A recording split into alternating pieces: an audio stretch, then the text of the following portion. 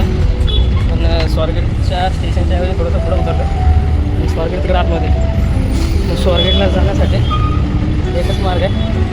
स्वारगेटची बस कुठून येते काय ते करून बघायला.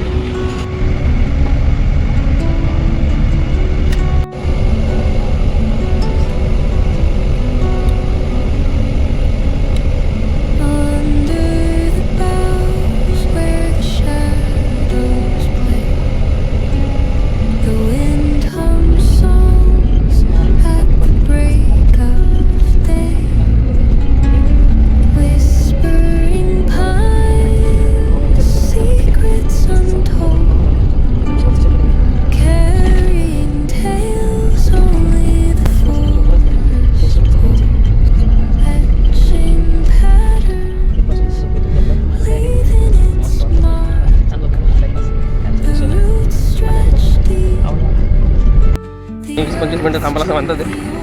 प्रचंड प्रमाणात गाडी आहे. ट्रॅव्हल लावूनच बसतोय मी तर. मला खूप वेळ लागेल त्याला थोडंसं हलकं झालं परवडं. खूप गार लागतं. कोणीतरी शेकोटी केली मला बरं वाटलं. पण तर माहिती तर आधीच भाऊ त्या ECच्या गाडीमध्ये गार लागून भाऊ वैताग आला होता. इथं ज्याने कोणी शेकोटी पेटवली लय बरं काम केलं. या शेकोटीमध्ये ना भाऊ लय बरं वाटतं. लय थोड्या वेळात वाटतं इथंच थांबव. थोडा वेळ इथंच थांबव. जेवायचं काही नाही जेवढं तरी चालतं. आधीच उलटी आल्यासारखं होतं.